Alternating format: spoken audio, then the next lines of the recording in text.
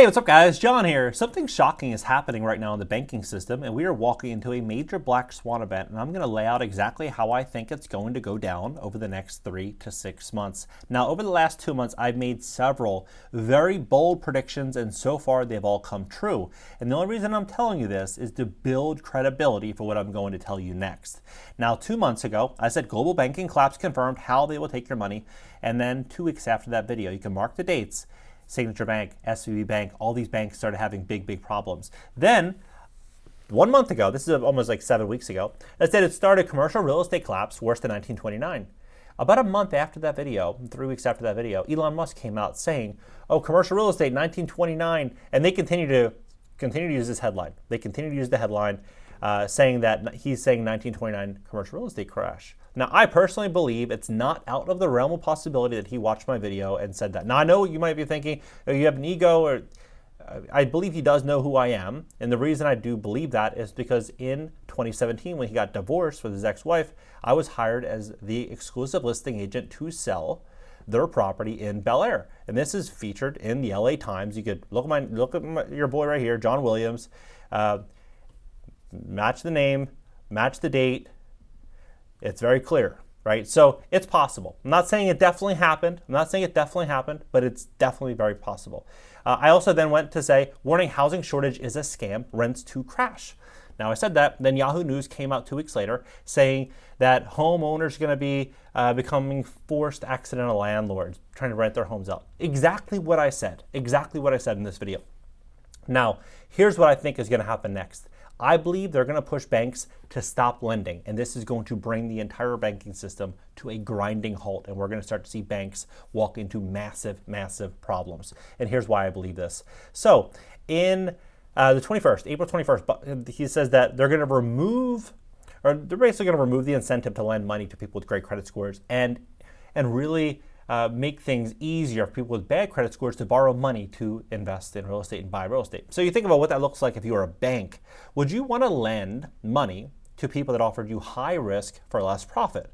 And then lend money to people that have great credit scores, that are very responsible, have cash in the bank, they have a great track record, and charge them more? Probably not, right? So what is ultimately going to happen is you're going to start to see banks halt lending. But if you just match up the dates, April 21st, right, 5 days ago. This is April 15th. Yellen says U.S. banks may tighten lending and negate need for more Fed hikes. So what would be one way you can get banks to stop lending? It would probably be this. You would probably do this. You'd start to put forward these new policies in which banks would then start saying, you know what, I don't want to do this. And that's what I think is happening. Banks are being walked in to a headlock on lending. Right now, 20% of all people earning $250,000 a year, so basically 21, 22 grand a month, that's a lot of money, are living paycheck to paycheck. So it's not just, I know the conversation is that it's only a certain group of people that are being penalized. People making $250,000 a year, 1 out of 5 people are living paycheck to paycheck. This is everybody. And so when we're looking at just the labor market, in 2022, last year, 164,511 employees were laid off, right? So far in 2023, 183,000. So you've already had 20,000 jobs or 19,000 more layoffs that have occurred in 2023 than all of 2022. So you can see that the economy, that the job market, that the system is in huge problems. As this is happening, just to paint a clear picture of what banks are currently going through, 40% of all mortgages were taken out between 2020 and 2021. Average down payment for a first-time home buyer, 6%. You think about what it would take to actually sell a property. 5% for realtor fees, 1% for transfer taxes, maybe you have escrow fees. If you were to buy a property and then sell a property right away, you'd lose money, right? You would lose your money if you put down that 6%. But here's the caveat. What happened over the last 18 months? Interest rates went from 3% to 7%, and home values have been on the decline. And so home values are being on the decline, and all these people are on negative equity. People that bought second homes, average down payment 13%. 13%. So maybe they had 5% of actual margin before interest rates doubled, right? You have so much risk being held by banks. So much, right? I mean, think about it. Almost half the entire U.S. mortgage market was taken out just those 2 years.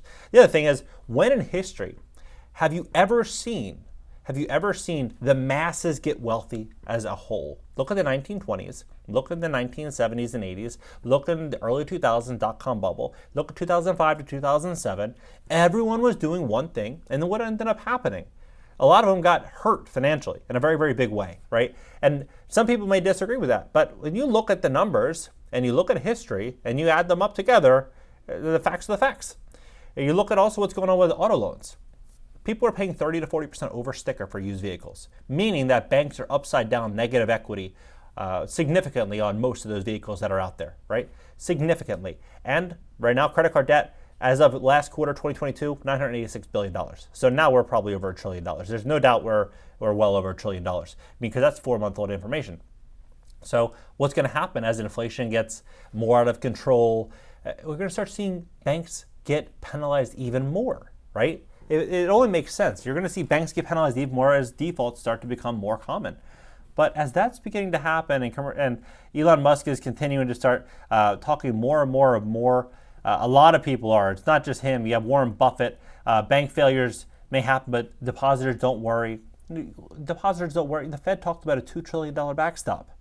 What does that mean for people that have money? It means that if that did in fact happen, and they did bring forward a backstop, it would mean that your dollars would likely become worth less, right? They say 40% of all US dollars have been printed between 2020 and 2021, right? That's significant considering the fact that the country was founded in 1776. So over 250 years, 40% of all dollars are printed in 24 months.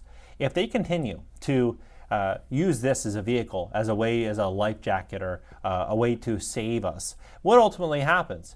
We become more and more and more penalized. That's what happens. And Jamie Dimon says banking crisis is not over, repercussions for years to come. But as this is also occurring, bank deposit loans, they tick down, right? This almost reminds me of what Ken Griffin, his prediction. He said by the end of this year, we're stepping into economic problems, really like hell. He called it a depression. And the reason he said that, he said, if you just look at the data, you have $1 trillion in bank deposits, and the average burn rate is about $120 billion a month. By the end of the year, consumers will be out of money. As that is happening, the cost of living is getting more expensive. So people are going to be leaning more on credit. They're going to be leaning more on borrowing money to make things work. I even heard a crazy statistic that 10% of all groceries right now are on buy now, pay later, not on a credit card, using actual buy now, pay later services for groceries, right? So this is the state of the economy. And it seems to only be getting worse. 23 hours ago, right here, First Republic Bank talking about selling $100 billion in assets, $100 billion in deposits pulled. We're stepping into pretty uncertain times in which I believe we are going to start to see issues when we also connect this with commercial real estate, when we look at what's going on with commercial real estate. Commercial real estate in many cities throughout the country, you're seeing 30 to 40% vacancies, 30 to 40% vacancies. And so what does this look like when 5 years ago the average vacancy rate might have been 5%, meaning if there's 100 units in a building, 5 would be vacant. Now if there's 100 units in a building, 30 would be vacant. 30 would be vacant. And as that is happening, interest rates are doubling. They've doubled since that over the last 18, 24 months. They've doubled. And as you have mass supply, what ultimately happens? Existing rents start to come down. Existing rents come down. Now, I'm telling you this from someone that's actually benefited from this because I just relocated from my office and I moved into a new office and I saved like almost 40% on my monthly rent, right? Absolutely crazy. Absolutely crazy. And they even built out an entire office for Great Credit Fast here at their expense. And it's a 1-year lease where I can terminate it immediately within 90 days notice. So I could literally move in and give 90 days notice from the first day and move out. Like, that wouldn't have happened 2 years ago. So you start to look at that and you're like, okay, increased property taxes, increased insurance, commercial real estate's in big trouble. Who's going to be holding the bag on that? Well, these are not personally guaranteed loans. The asset guarantees the loans. So if the asset's not generating enough income to service the debt, people are walking, right? Investors are walking away. And who's going to hold the bag? Banks. Banks are holding the bag. So as they start to take more and more losses, they have less money to lend out because there's less depositors that have cash in the banks. What's going to happen? Banks are going to step into a real problem. and they're going to stop lending. That's what I believe is going to happen. I believe we're walking into a situation in which obtaining financing is going to be extremely challenging. Now, I know they're going to push forward this dialogue about, oh, if you have bad credit, you're going to benefit and this and that. I don't think it's going to play out just that way. In fact, what I think is ultimately going to happen is I don't think a lot of banks are going to want to play that game. I believe what will likely happen is we are going to start to see a situation in which you're going to want to have good credit if you want to get credit cards, start a business, if you want to do a debt consolidation, if you want to do anything else. I believe that they're going to get even more strict on credit scores from that side. I believe that they're going to start really tightening up lending as a whole for most borrowers when it comes to residential real estate, commercial real estate. I think they're going to start to really, really be selective. I think things are going to get very interesting in this economy, and I think we're going to start to see a lot of banks walk into a lot of problems. What do you think about this entire situation? Drop below, hit the like button, subscribe here on my second channel, and add me on Instagram for short form content that I'm not going to post here. I also respond to all DMs on Instagram, so be sure to add me over there. If you need help fixing your credit, maybe you want to do a balance transfer, maybe you want to take out a loan, or maybe you want to even get a business loan, but you need business credit, you need good credit to get that. We'd love to help you at greatcreditfast.com. That's greatcreditfast.com. You can give us a call at 561-430-5900. Catch you guys next video.